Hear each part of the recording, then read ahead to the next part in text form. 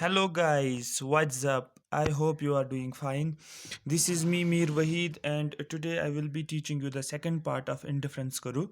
Right? Today I will discuss with you about the features of important features of indifference Kuru and also the exceptions to indifference Kuru, right? जहाँ से questions पूछा जाता है तो आज हम वो जानेंगे ठीक जैसे कल का लेक्चर मैंने आपको दिया था अभी मैं कमेंट्स देख पा रहा हूँ स्क्रीन पे कि कल का जो लेक्चर था उसके ऊपर ऑलमोस्ट 500 कमेंट्स देखने को मिल रहे हैं तो इसमें से मैंने थोड़ा सा ऊपर से ही देखा था काफ़ी ज़्यादा बच्चों ने लिखा है कि हम कंटिन्यूसली ये रेगुलर वॉच करते हैं कुछ मॉर्निंग में देखते हैं कुछ लाइव देखते हैं ठीक है बहुत अच्छी बात है इससे मैं बहुत ज़्यादा खुश हुआ क्योंकि आपका रिस्पॉन्स जब मैंने देखा तो बहुत ज़्यादा खुशी हुई जो मुझे सीरियसली दिल से बोल रहा हूँ कि इंशाल्लाह आप सब लोग कामयाब हो जाओगे ठीक है मतलब मुझे मैं बहुत ज़्यादा सेटिस्फाई हुआ हूँ कि आप लोग जो है कंटिन्यू देख रहे हो और अपना आप लोगों ने कुछ लोगों ने बताया कि हम सुबह देख रहे हैं क्योंकि हमारा कंसंट्रेशन सुबह होता है किसी ने लिखा था कि मैं लाइब्रेरी में देख रही हूँ सुबह तो वो भी अच्छी बात है अगर आप लाइब्रेरी जाते हो तो लाइब्रेरी जो है वो सबसे बेस्ट पढ़ाई के लिए रहता है राइट तो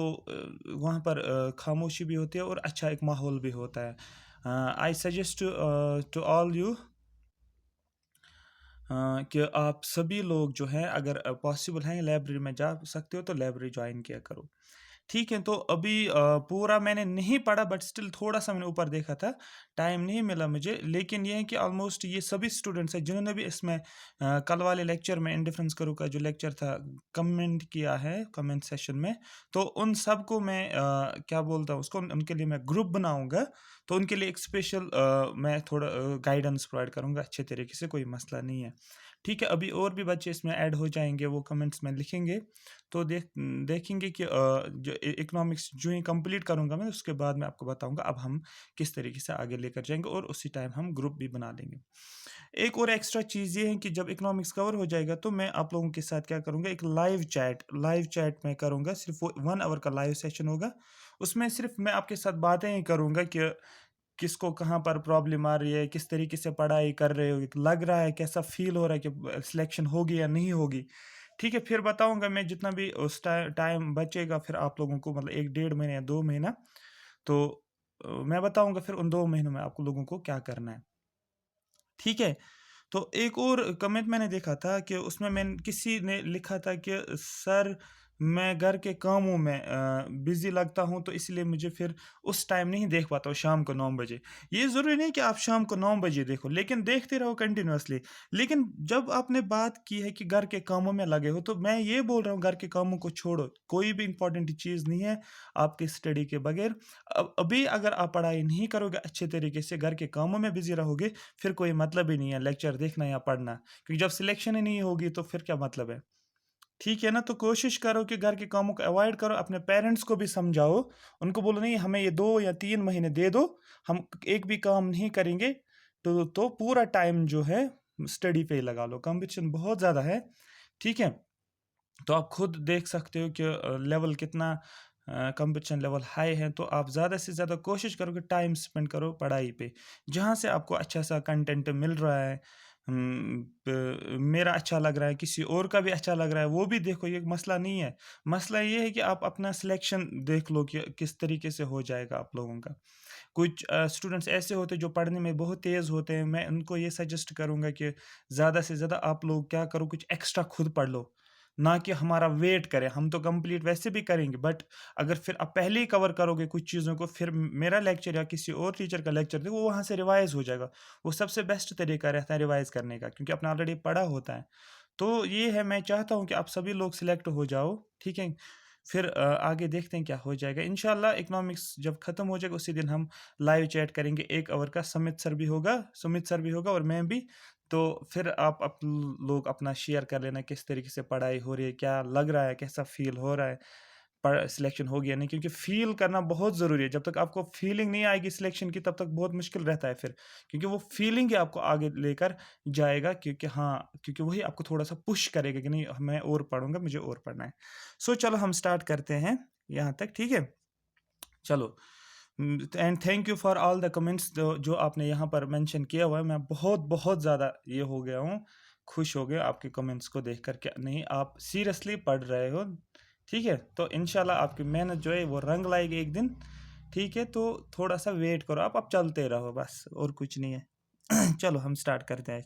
I am presenting this lecture series through triple S, one of the best platform for free education, having more than 1,07,000 subscribers. और लास्ट बात मैं ये कहूँगा कि आप ज़्यादा से ज़्यादा लाइक करो और शेयर करो। सबसे पहले लाइक करो इस सेशन को, ठीक है? चलो हम स्टार्ट करते हैं। फीचर्स ऑफ इंडिफरेंस करो, यहाँ पर जो मैं आपको बोल रहा हूँ, यहाँ पर एक क्वेश्चन आपको देखने को मिलेगा, इंडिफरेंस करो के क्या क्या फीचर्स है। सबसे पहली बात जो मैंने आपको कल भी बताया था, इंडिफरेंस करो जो होता है, ये इसका शेप जो होता है ये कन्वेक्स टू द ओरिजिन है।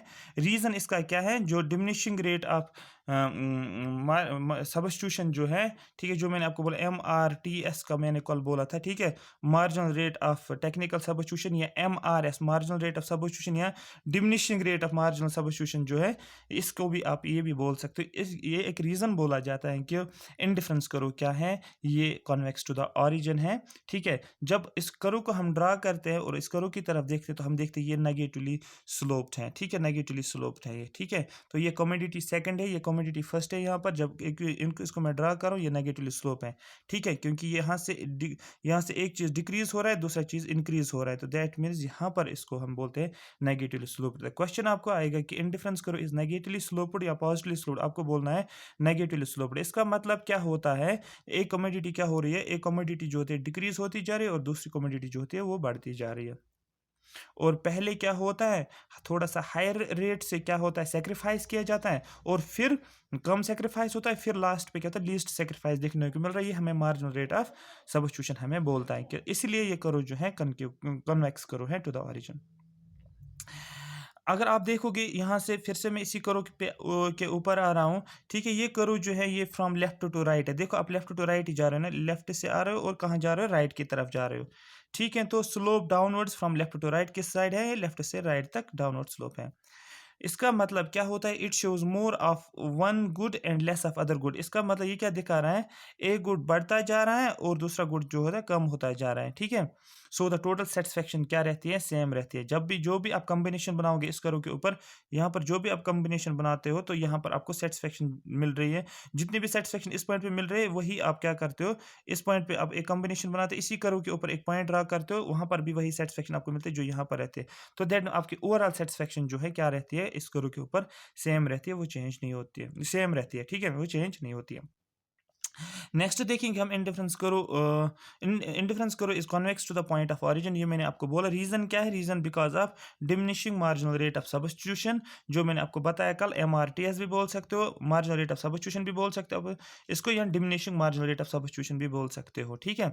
जैसे मैंने कल बोला था आपको, थ्री से कहाँ चला गया, 2 तक, और यहाँ पर हमने कितना बढ़ा दिया, यहाँ पर 1 और 1 इंक्रीज किया था, और यहाँ पर हमने पहले 3 इंक्रीज किया था, फिर 2 इंक्रीज किया था, फिर 1 इंक्रीज किया था, जो कल वाला है जो मैंने आपको बताया। एक और पॉइंट यहाँ पर, एक और इंपॉर्टेंट फीचर है, क्वेश्चन आएगा कि इंडिफरेंस करो जो है, जैसे मैं यहाँ पर मैं लिख रहा हूँ इसको ओ, यहाँ पर एक्स एक्सिस और यहाँ पर वाई एक्सिस में ड्रा करता हूँ, फिर मैंने एक करो को ड्रा किया, क्या ये करो जो है इंडिफरेंस करो, क्या ये टच करता है, किसको टच करता है, एक्स एक्सिस को टच करता है, नहीं, एक्स एक्सिस को टच नहीं करता है। क्या ये वाई एक्सिस को कहीं पर टच करता है, नहीं, वाई एक्सिस को भी टच नहीं करता है। मतलब इसका ये है कि indifference curve never touch X and Y axis, ना तो एक्स एक्सिस को टच करता है ना ये वाई एक्सिस को टच करता है। क्यों ये नहीं ऐसा करता है, क्योंकि ये जो है किसको फॉलो करता है, जो नॉर्मल हमारे पास क्या होता है, diminishing marginal rate of substitution. बहुत ज़्यादा इंपॉर्टेंट है diminishing marginal rate of substitution, सारा खेल इंडिफरेंस करो का इसी के ऊपर डिपेंड है, किसके ऊपर, जो MRS जो करो हमारे पास, diminishing marginal rate of substitution, जो इसके बेस्ड पे जो है ये कॉन्वेक्स है, ठीक है।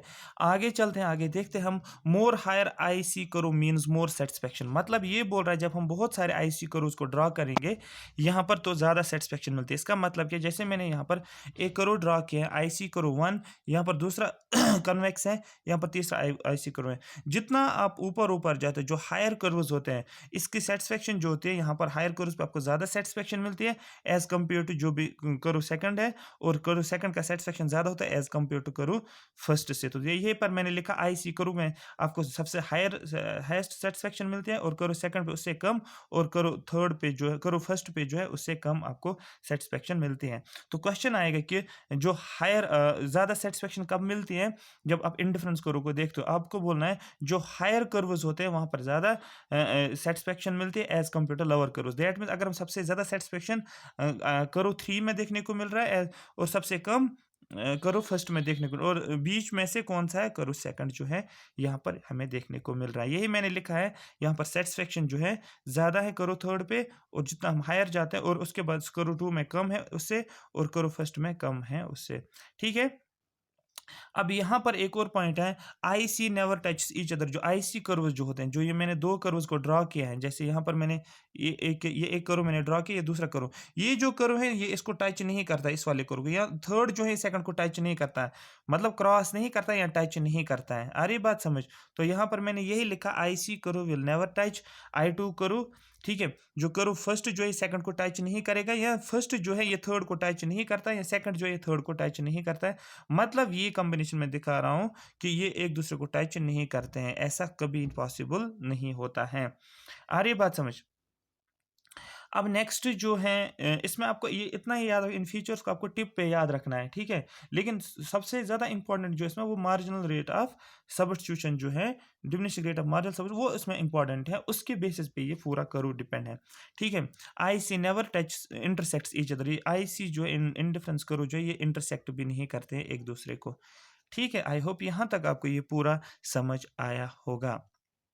देखो गाइस, थोड़ा सा मैं कल वाला जो है आपको थोड़ा सा रिवाइज करवा रहा हूँ। कौन सा? Normal diminishing rate of substitution जिसको आप बोलते हो, मतलब डिमिनिशिंग रेट ऑफ सब्स्टिट्यूशन या मार्जिनल रेट ऑफ सब्स्टिट्यूशन भी जिसको आप बोलते हो। ठीक है, कल को क्योंकि अगर आपको ये समझ में आ गया ना अच्छे से, तो दैट मीन जो एक्सेप्शन इसको आपको आराम से समझ में आ जाएगा। देखो, जब भी इंडिफरेंस करो जो होता है, इंडिफरेंस करो हमेशा किसको फॉलो करता है? जो मार्जिनल रेट ऑफ सब्स्टिट्यूशन को फॉलो करता है। नॉर्मल नॉर्मल वाला क्या बोल रहा था? नॉर्मल वाला कल बोल रहा था कि अगर 10 मैंगोज़ हैं, और 10 मैंगोज़ हैं, उसके बाद आप और एक बनाना का यूज़ करते हो। उसके बाद आपने मैंगो को रिड्यूस किया, कितना? 3 को रिड्यूस किया, और आपने बनाना को बढ़ा दिया 1 के हिसाब से। फिर आपने 2 को बढ़ा दिया, 2 को कम किया, यहाँ पर डिक्रीज़ किया, और यहाँ पर 1 को आपने फिर से बढ़ा दिया, फिर से आपने 1 को कम किया, फिर से आपने क्या किया? 1 को बढ़ा दिया यहाँ पर। तो दैट मीन्स ये एक नॉर्मल है, मतलब पहले आप क्या करते हो? सैक्रिफाइस 3 को करते हो, फिर 2 को कर रहे हो, फिर 1 को कर रहे हो। तो दैट मीन्स इस हिसाब से ये ग्राफ जो आ रहा है, ये क्या आ रहा है? कॉन्वेक्स टू द ओरिजिन आ रहा है। हाँ, कॉन्वेक्स टू द ओरिजिन देखने को मिल रहा है। ये normal diminishing rate of curve है। देखो इसमें वेरिएशंस कहाँ पर देखने को मिल रहे हैं। यहाँ पर अगर आप देखोगे, जब क्या बोलते हैं इसको, जब आप क्या करते हो, यहाँ पर 3 को सैक्रिफाइस किया, यहाँ पर 2 को सैक्रिफाइस किया, यहाँ पर 1 को सैक्रिफाइस किया। ठीक है, लेकिन जब हम आगे एक्सेप्शंस को देखेंगे, वहाँ पर आप देखोगे इसका वो वेरी करता है, इस कर्व से बिल्कुल डिफरेंट वेरी करते हैं। तो ये था normal marginal diminishing rate of substitution जो होता है, उस हिसाब से हम चल रहे थे कल, और इसके हिसाब से कॉन्वेक्स टू द ओरिजिन है। लेकिन कुछ एक्सेप्शंस हैं किसका? इंडिफरेंस करो का। वो एक्सेप्शंस क्या है? सबसे पहला पॉइंट जो है आपको याद क्या रखना है इसमें, एग्जाम पॉइंट ऑफ व्यू के लिए जो एसएसबी पूछ सकता है, वो ये है, when two commodities are perfect substitutes. जब दो कमोडिटीज परफेक्ट सब्स्टिट्यूट्स होते हैं, उस टाइम क्या होता है? जो हमारे पास क्या होता है, इंडिफरेंस करो जो होता है, उसकी शेप क्या होती है? इंडिफरेंस करो की शेप जो होती है, वो एल शेप होती है। इतना आपको पहले याद रखो। इंडिफरेंस करो जो होता है वो स्ट्रेट होता है, नहीं एल नहीं, स्ट्रेट होता है। बात समझ में आ रही है? इसका मतलब जब परफेक्ट सब्स्टिट्यूट्स होते हैं, यहाँ पर मैं लिख रहा हूँ when two commodities are perfect substitutes, उस टाइम इंडिफरेंस करो आपको इतना टिक कर रहे हैं वहाँ पर कि इंडिफरेंस करो जो होता है वो स्ट्रेट होता है। इसमें क्या होता है? इसमें marginal rate of diminishing rate of marginal substitution क्या है? ये कांस्टेंट रहता है।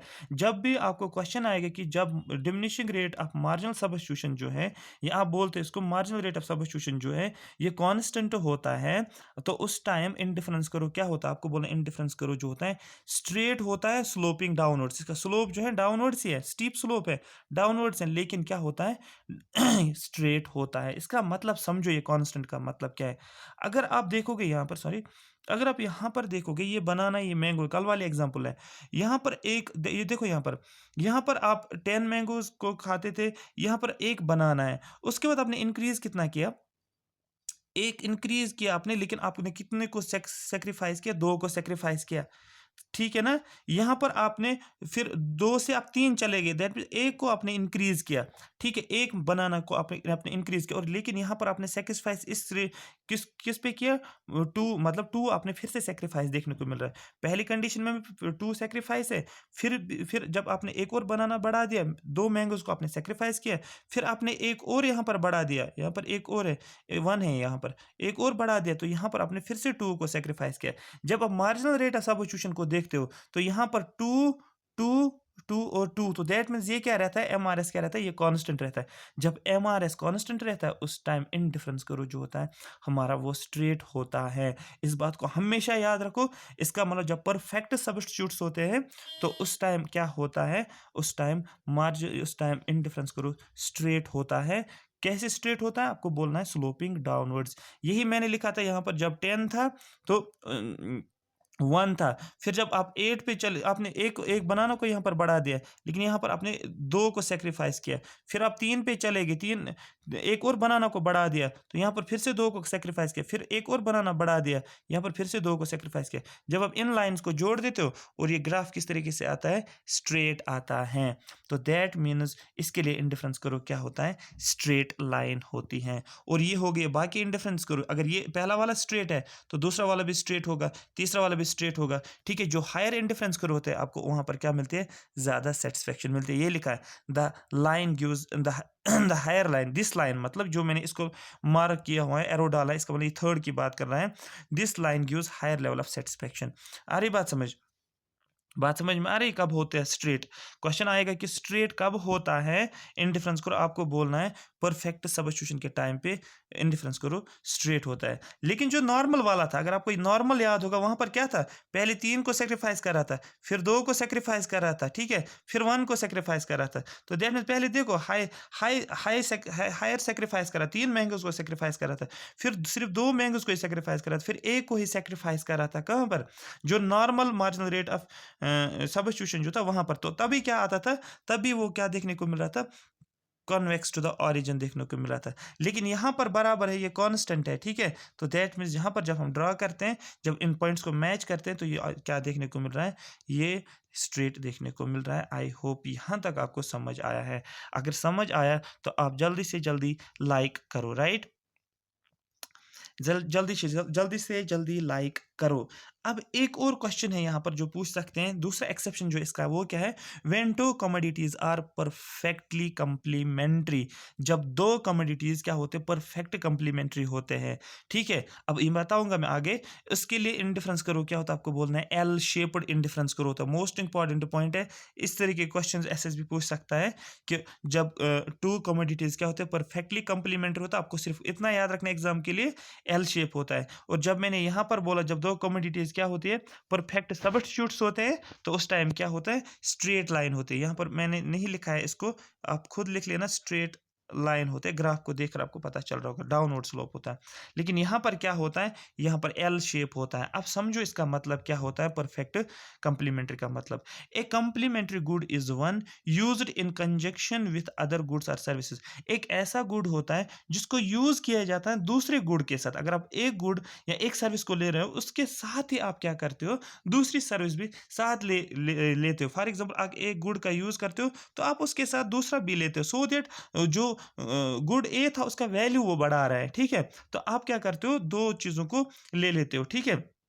अब एग्जांपल समझो, यहाँ पर such a good may have little value without its complement, ठीक है। जब ए का आप यूज कर रहे हो विदाउट बी, तो इसका जो होता है, इसका कम वैल्यू होता है, ठीक है। इसका जो होता है कम वैल्यू होता है। लेकिन जब आप बी को भी इसके साथ लेते हो, तो आप जो होते हैं, आप क्या करते हो, एक क्या बोलते हो, इस गुड को यूज कर पाते हो। ये बन गया इसका कंप्लीमेंट। समझो इसका मतलब एग्जांपल से, यहाँ पर जैसे मैं यहाँ पर बोल रहा हूँ, आपने मोबाइल फोन तो ले लिया, ठीक है? कि आपने मोबाइल फ़ोन तो ले लिया, लेकिन आप जब आप उसके साथ सिम कार्ड भी ले रहे हो ना, तो इसका वैल्यू जो होता है वो बढ़ देखने को मिल रहा है ना, ये कॉम्प्लीमेंट्री है। तो इसका आपको थोड़ा-सा ज़्यादा अच्छा देखने को मिलेगा, आप ज़्यादा सैटिस्फाई हो जाओगे। जब कार है आपके पास, लेकिन आपके पास पेट्रोल नहीं है, तो दैट मीन्स आप ज़्यादा उस हिसाब से सैटिस्फाई नहीं हो जाओगे। तो जब आपके पास कार है, लेकिन जब आप कार के लिए पेट्रोल भी है, कार और पेट्रोल भी लेते हो, तो ये बन जाते हैं एक-दूसरे के कॉम्प्लीमेंट्री। जब आप शूज़ पहनते हो, शूज़ होता है, लेकिन उसका जो इनसोल होता है, जो शूज़ में डालते हैं हम, ठीक है? लेकिन अगर वो भी उसके साथ होगा, वो भी कॉम्प्लीमेंट होता है। जैसे आप मूवी देखने जाते हो, मूवीज़ और पॉपकॉर्न, अगर मूवी देख लेते हो और उसके साथ आप पॉपकॉर्न भी खा लेते हो, ठीक है? तो एक जस्ट बेस्ट कॉम्बिनेशन बनती है ना? तो यही मैंने लिखा है यहाँ पर such goods add value to another. ऐसे गुड्स क्या करते हैं, ये वैल्यू ऐड करते हैं दूसरे गुड के साथ। जैसे मैंने यहाँ पर लिया, एक एग्ज़ाम्पल मैं आपको समझाऊँगा, यहाँ से आपको पता चलेगा कि एल शेप क्यों आती है, किसकी? जो हमारे पास कॉम्प्लीमेंट्री गुड्स होते हैं। जैसे आपने शूज़ लिया, ठीक है? लेकिन शूज़ में क्या होता है, एक लेफ्ट शू होता है, ये एग्ज़ाम्पल है, बुक पे अच्छी एग्ज़ाम्पल दी थी ये वाली, जिससे आप ये अंडरस्टैंड कर सकते हो। एक लेफ्ट शूज़ था और एक राइट शू होता है, ठीक है? एक लेफ्ट शू होता है, एक राइट शू होता है। अब सुनो यहाँ पर क्या है, सबसे पहले यहाँ पर लेफ्ट मैंने लिया, एल हो गया लेफ्ट, आर हो गया राइट शू। कॉम्बिनेशन देखो, एक कॉम्बिनेशन क्या बन रही है, आपके पास 2 लेफ्ट शू है और 2 राइट शू है, तो डेफ़िनिटली आप 100% सैटिस्फाई रहोगे। यहाँ पर मुझे ये 100% नहीं लिखना था, क्योंकि ये कार्डिनल अप्रोच नहीं है, ये ऑर्डिनल अप्रोच था, बट स्टिल आप यहाँ पर थोड़ा-सा समझाने के लिए मैंने ये लिया, इससे कन्फ्यूज़ नहीं होना आप, ठीक है? क्योंकि ये हम इसमें नंबर्स में नहीं लेते, ये हम क्या लेते हैं, ये हम रैंक के हिसाब से लेते हैं। कौन-सा वाला? जो इंडिफरेंस करो, क्योंकि ऑर्डिनल अप्रोच पे बेस्ड है, ठीक है? तो यहाँ पर 2, तो आप यहाँ पर जब आप 2 लेफ्ट है आपके पास, 2 राइट है आपके पास, तो दैट मीन्स आप यहाँ पर 100% सैटिस्फाई हो। फिर आप क्या करते हो, आपने एक लेफ्ट शू बढ़ा दिया, एक बढ़ा दिया आपने, लेकिन राइट को उतना ही रखा आपने, तो दैट में जो आपने एक बढ़ा दिया, कोई फ़र्क नहीं पड़ा, ठीक है? उससे आपकी सैटिस्फैक्शन फिर से वैसी की वैसी रह गई जो आपके ऊपर थी, ठीक है? तो दैट मीन्स आपका लेफ्ट 3 है और राइट 2 है, तो दैट मीन्स आप उतने ही सैटिस्फाई हो जितना आप ऊपर 2-2 के साथ सैटिस्फाई थे। कुछ समझ आ रहा है ये? 1 second, oh! Oh my God! Next चलो, उसके बाद जो है, फिर से आप क्या करो, अब अभी आपके पास कितना था, 3 लेफ्ट शूज़ थे। अब यहाँ पर जो है, आपके पास आपने फिर एक को क्या किया, कम किया, आपके पास अब फिर से 2 ही है, लेकिन यहाँ पर आपने एक को बढ़ा दिया, आपके पास 3 है। स्टिल आपको वही सैटिस्फैक्शन है जो पहले था, दूसरे में भी वही है जो पहले में था, तीसरे में भी वही है जो पहले में था। लेकिन अब आपको अपनी सैटिस्फैक्शन को बढ़ाने के लिए, इंक्रीज़ करने के लिए आप क्या कर सकते हो, आप 3-3 करो या 4-4 करो या 5-5 करो। आ रही बात समझते हो? यहाँ तक आपकी सैटिस्फैक्शन एक ही है। कि यहाँ पर 2 था, यहाँ पर भी 2 राइट था। यहाँ पर आपके 3, आपने एक लेफ्ट शू तो बढ़ा दिया, लेकिन राइट नहीं बढ़ा दिया, तो दैट मीन्स आपकी सैटिस्फैक्शन वैसी की वैसी रह जाएगी। यहाँ पर आपने राइट तो बढ़ा दिया एक, यहाँ पर लेफ्ट को आपने कम किया, तो दैट आपकी सैटिस्फैक्शन स्टिल वैसी की वैसी जो आपको पहले था। यहाँ पर आपने क्या किया, इसको 3 किया और यहाँ पर ये इसको भी 3 रखा, तो दैट मीन्स ये चला गया, एक नेक्स्ट करो यहाँ पर आपको आपकी सैटिस्फैक्शन जो है वो हायर हो जाएगी, सपोज़ 100%, 200% या 300%, तो दैट मीन्स आपकी सैटिस्फैक्शन जो है ज़्यादा है। तो लेकिन इन 3 केसों में सेम लेवल ऑफ सैटिस्फैक्शन आपको देखने को मिल रहा है। जब इस कॉम्बिनेशन का ग्राफ हम बनाते हैं, तो वहाँ पर हम देखेंगे कि एल शेप कैसे बनता है।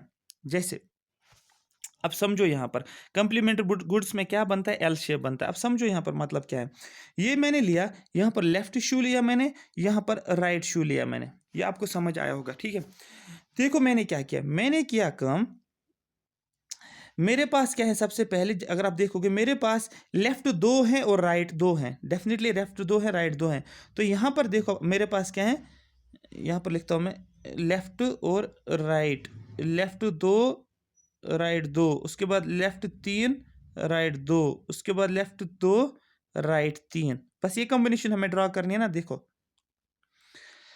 जब लेफ्ट 2 था तो डेफिनेटली लेफ्ट 2 है और राइट कितना है, 2 है। इनकी कॉम्बिनेशन जब आप इनका इस कॉम्बिनेशन को जोड़ दे, तो आपको जो लेवल ऑफ सेटिस्फेक्शन है वो यहाँ पर देखने को मिल रहा है। पॉइंट ए से मैंने मार्क किया, राइट। आगे चलते हैं, आपके पास अब लेफ्ट क्या है, 3, आपके पास लेफ्ट 3 है, ध्यान से समझो इसको। लेकिन राइट क्या है, राइट 2 ही है, तो दैट मीन्स आप 2 पे अटके हो। राइट तो आपने 3 किया, यहाँ पर बढ़ा दिया, लेकिन यहाँ से आपने नहीं बढ़ाया, राइट को नहीं बढ़ा दिया, सिर्फ लेफ्ट को 3 तक चले गए आप, लेकिन राइट क्या है, 2 ही हैं, तो आप किस लाइन पे होंगे, 2 के लाइन पे ही, ठीक है, तो यहाँ से ए मैंने लिखा यहाँ पर, और यहाँ क्या था, यहाँ पर बी था। आगे देखते रहो। आपने क्या किया, लेफ्ट को 2 ही रखा, दैट मीन्स आप कहाँ पर हो, इस पे हो फिर से, यहाँ पर। राइट को कितना किया, 3, तो दैट मीन्स राइट का 3 यहाँ पर है। जब आप इसको लेकर आओगे तो ये कहाँ पर मिल जाएगा, यहाँ पर, तो आपने इसको सी लिखा। ये हो गया ए, ये हो गया बी, ये हो गया सी। बात समझ में आ रही है?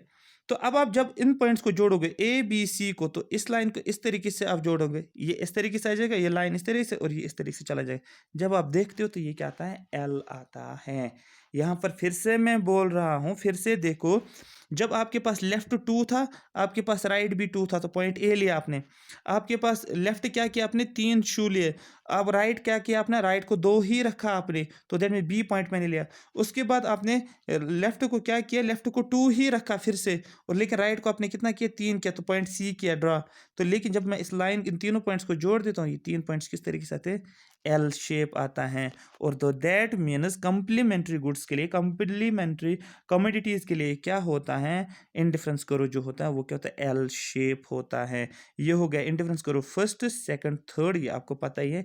ये हम देखेंगे इंडिफरेंस करो मैप जो होता है, वहाँ पर हम देखेंगे आगे इसको। आई होप यहाँ तक ये 2 एक्सेप्शन जो है, जो मोस्ट इंपॉर्टेंट मानी जाती है, ये आपको समझ आया होगा कि परफेक्ट सब्स्टिट्यूट्स में क्या होता है, एक स्ट्रेट लाइन बन जाता है। ठीक है, बस इतना ही आपको याद रखना है। और इसमें क्या होता है, जो परफेक्ट कंप्लीमेंट्री जो होता है उसमें एल शेप होता है। ये 2 की पॉइंट्स है, अगर आपको याद रहेगा ये, तो ये मैंने एग्जांपल लिया समझाने के लिए, आपको इतना ये याद नहीं रखना है, बस आपको इतना सिर्फ याद रखना है कि क्या किस शेप का करो होता है, इंडिफरेंस करो किस शेप का होता है।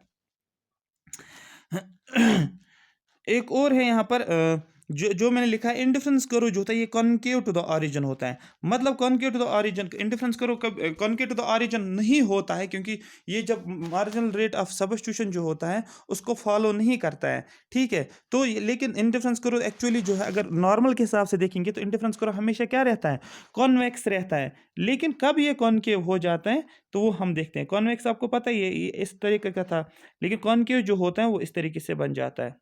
इस बात को याद रखो, ठीक है। तो ये कॉन्वेक्स था, इंडिफरेंस करो कॉन्वेक्स है, ठीक है, ऑरिजिन टुवर्ड्स ऑरिजिन, लेकिन जब हम देखेंगे ये कॉनकेव टू द ऑरिजिन है। अब देखेंगे ये कॉनकेव टू द ऑरिजिन कब होता है, ठीक है। इसका मतलब क्या होता है, it would represent increasing rate of substitution. Question आएगा कि इंडिफरेंस करो जो होता है वो कॉनकेव टू द ऑरिजिन हमें देखने को मिल रहा है, कब देखने को मिल रहा है, आपको बोलना है जब रेट ऑफ सब्स्टिट्यूशन जो है उसकी रेट ज़्यादा होती है, इंक्रीजिंग रेट होती है सब्स्टिट्यूशन की बहुत ज़्यादा। जब भी सब्स्टिट्यूशन किया जाता है, एक गुड को दूसरे गुड से सब्स्टिट्यूट किया जाता है, वो हाई रेट से होता है। फॉर एग्जांपल मैंने बोला यहाँ पर 25 मैंगोज थे आपके पास, ठीक है, और यहाँ पर आप उस टाइम क्या खा रहे थे, आपकी कॉम्बिनेशन क्या थी, एक बनाना थे आपके पास। उसके बाद आप क्या करते हो, यहाँ पर आप कितना 24 मैंगोज पे चले गए, लेकिन यहाँ पर आपने इस रेट को कितना बढ़ा दिया, आप यहाँ पर सीधे 6 पे चले गए। यहाँ पर आप 23 पे चले गए, यहाँ पर आप सीधे कहाँ पर चले गए, सपोज 13 पे चले गए। यहाँ पर गैप देखो कितना ज़्यादा है, इसी को बोला जाता है इंक्रीजिंग रेट ऑफ सब्स्टिट्यूशन। जब इंक्रीजिंग रेट ऑफ सब्स्टिट्यूशन होता है तो उस टाइम क्या होता है, इंडिफरेंस करो क्या होता है, कॉनकेव होता है। जैसे मैंने अभी बोला था, जो अभी मार्जिनल रेट ऑफ सब्स्टिट्यूशन क्या था, marginal rate of substitution constant था, है ना, मैंने अभी बोला था मार्जिनल रेट ऑफ कांस्टेंट था। उस टाइम क्या आया था, कांस्टेंट के टाइम पे क्या था, एक सेकंड,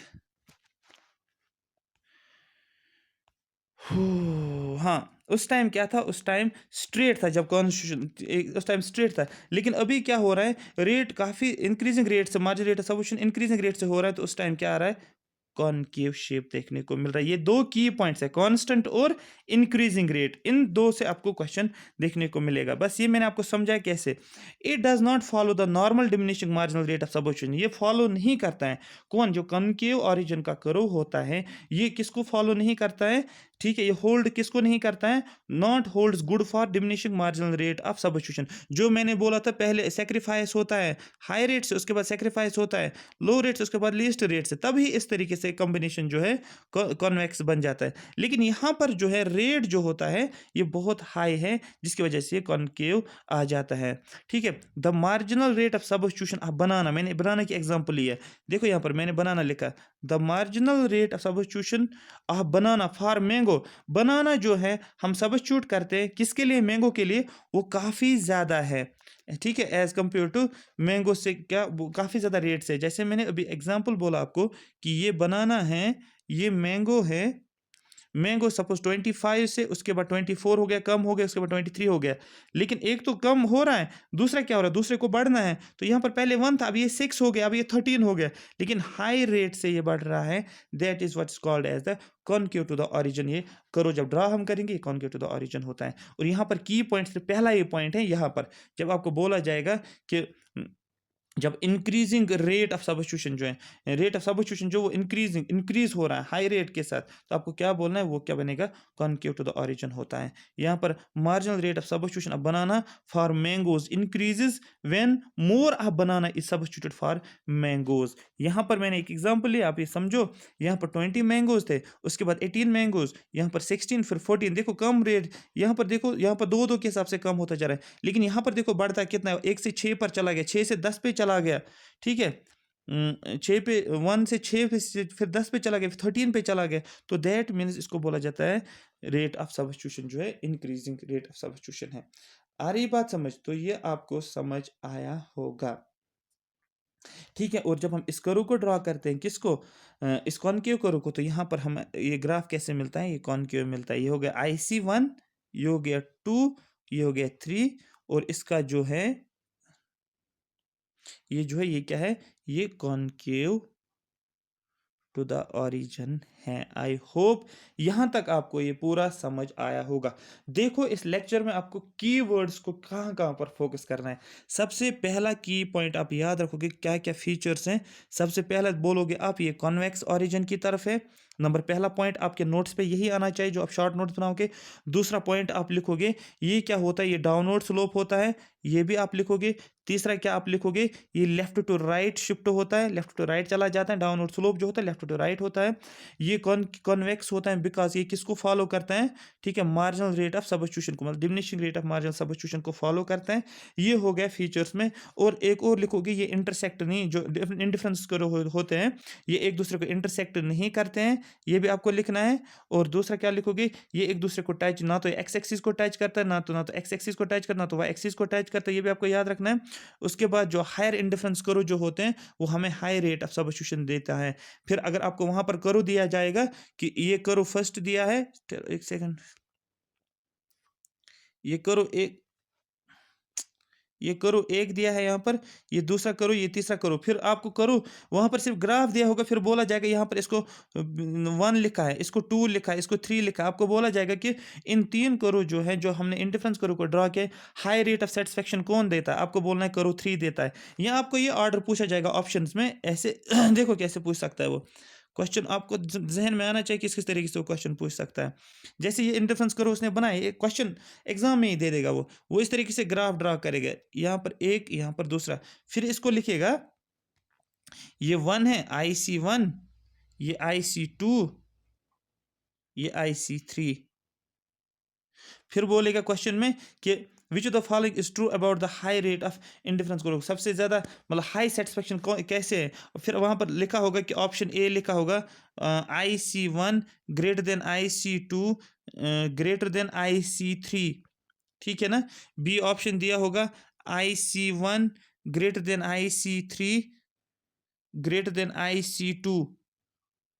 फिर एक और ऑप्शन दिया होगा सी IC1 इस तरीके से, IC2 फिर लेस देन IC3। आप किसको टिक करोगे, आप टिक करोगे ऑप्शन सेकंड को, जो मैंने लिखा IC1 less than IC2 less than IC3 less than IC3, है ना।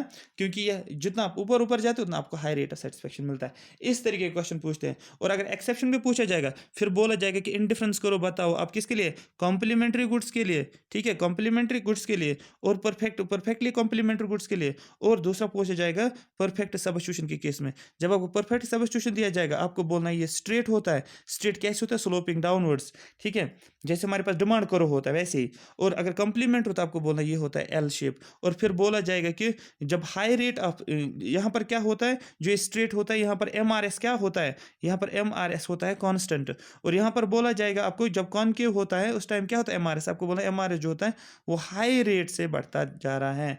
आई होप यहाँ तक इसको मतलब वो नॉर्मल एमआरएस को फॉलो नहीं करता है, इसलिए कॉनकेव शेप होता है। आई होप यहाँ तक आपको पूरा समझ आया होगा। अगर आपको ये सेशन समझ आया है तो आप इसको शेयर करो और लाइक करो और कमेंट्स में मेंशन करो आपको कैसा लगा। एक और बात लास्ट पे मैं आपको कहने वाला हूँ, कुछ बच्चों ने ये लिखा है कि सर हम रेगुलर देख रहे हैं और हम नोट्स भी साथ साथ बना रहे हैं। उस बात से मैं बहुत ज़्यादा खुश हुआ कि वो नोट्स भी बना रहे हैं, क्योंकि जब मैं ग्रुप बनाऊंगा उस टाइम मैं बोलूँगा उन स्टूडेंट्स को मुझे नोट्स सेंड करो व्हाट्सएप पे या टेलीग्राम पे, मैं वो नोट्स देखूंगा फिर उनको मैं ऐड करूंगा। आई होप ये बात सबको समझ आई होगी कि नोट्स बनाना बहुत ज़्यादा ज़रूरी है। शॉर्ट नोट्स अपनी लैंग्वेज में बना लो या मेरे नोट्स को देखकर उतारो, किन अपने राइटिंग में लिखो, सो दैट आप उसको जल्दी जल्दी फिर रिवाइज करोगे, ठीक है? ये काम आप करते जाओ। ये तभी मैं आपको बोलूँगा जब मैं इकोनॉमिक्स कंप्लीट करूँगा, फिर जब मैं वहाँ पर उस टाइम में आपको बोलूँगा अब मुझे नोट्स आप मुझे सेंड करो इकोनॉमिक्स के या इक्वालिटी एनवायरनमेंट के शॉर्ट नोट्स। मैं उनको थोड़ा सा देखूंगा कि क्या आप लोगों ने रियलिटी में बनाया है या नहीं बनाया। लेकिन जिसने बोला भी है अभी कि सर हम नोट्स मेंटेन करते हैं साथ साथ शॉर्ट नोट्स, तो उस बात से मैं बहुत ज़्यादा खुश हुआ, क्योंकि वही एक चीज़ है जो आपको हेल्प करेगा लास्ट पे। क्योंकि लास्ट पे एग्जाम में कम से कम 8-9 बार रिवाइज होना चाहिए वो नोट, सो दैट आप क्वेश्चन पेपर को आराम से कर सकते हो। आप सोचने में भी टाइम आपको वहाँ पर मिलेगा, आपको कॉन्फिडेंस भी फील हो जाएगा। So thank you so much for watching me.